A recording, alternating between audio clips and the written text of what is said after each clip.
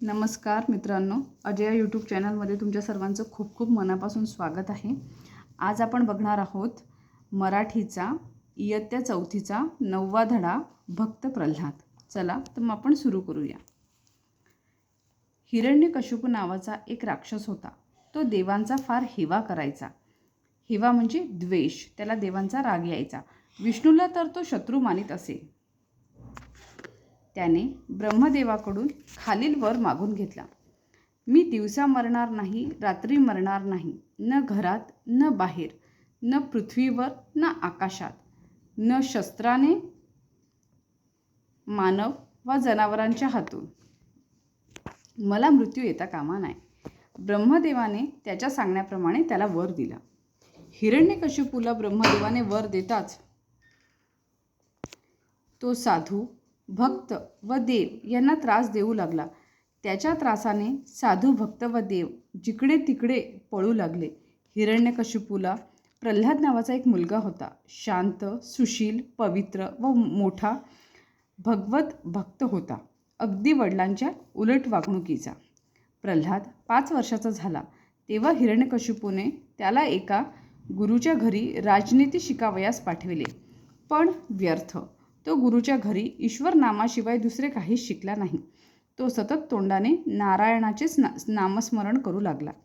आपला मुलगा, आपला कट्टर शत्रू जो विष्णू त्याची भक्ती करतो हे पाहून हिरण्यकशिपूला प्रल्हादाचा खूप राग आला। तो संतापला व त्याने प्रल्हादाला ठार मारण्यासाठी राक्षसांना आज्ञा केली, परंतु राक्षस प्रल्हादाचे काहीच वाकडे करू शकले नाहीत। भगवान विष्णूच्या भक्ताचे कोण काय करणार? प्रल्हादाला राक्षस मारू शकले नाहीत म्हणून हिरण्यकशिपूने त्याला अग्नीत टाकले, तरी प्रल्हाद जळाला नाही। मग त्याने त्याला समुद्रात टाकले, तरी प्रल्हाद बुडाला नाही। म्हणून हिरण्यकशिपूने पर्वतावरून त्याला खाली फेकून दिले, तरी प्रल्हादाला काहीच झाले नाही।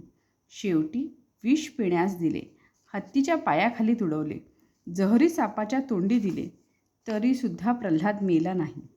प्रल्हादाला मारण्यासाठी हिरण्यकशिपूने अनेक उपाय केले, पण सारे व्यर्थ। शेवटी हिरण्यकशिपू रागाने लालबुंद झाला। त्याने तलवार उपसली आणि तो प्रल्हादाला म्हणाला, बोल, तुझा देव कोठे आहे? हिरण्यकशिपूचे हे बोलणे ऐकून प्रल्हाद म्हणाला, माझा देव प्रत्येक ठिकाणी आहे, साऱ्या जगात तो भरून राहिला आहे। प्रल्हादाचे हे बोलणे ऐकून हिरण्यकशिपू फारच संतापला। एका खांबाकडे बोट दाखवून तो रागात म्हणाला, ह्या खांबात तुझा नारायण आहे काय? होय, त्या खांबातही माझा नारायण आहे। प्रल्हाद शांतपणे म्हणाला। प्रल्हादाचे हे शब्द बाहेर पडताच हिरण्यकशिपूने त्या खांबाला जोरात लाथ मारली। त्याचबरोबर खांब मोडला आणि भगवान विष्णू नरसिंह अवतार घेऊन त्या खांबातून बाहेर आले। त्यांचे अर्धे शरीर माणसाचे व अर्धे सिंहाचे होते। त्यांनी नंतर संध्याकाळच्या वेळी उंबरठ्यावर बसून हिरण्यकशिपूला जोराने ओढले व मांडीवर आडवे घेऊन तीक्ष्ण नखाने हिरण्यकशिपूचे पोट फाडून त्याला ठार मारले। नंतर भगवान विष्णूने प्रल्हादाला राज्यावर बसविले, म्हणजेच राजा म्हणून घोषित केले। अशा प्रकारचा हा भक्त प्रल्हादाचा धडा आहे।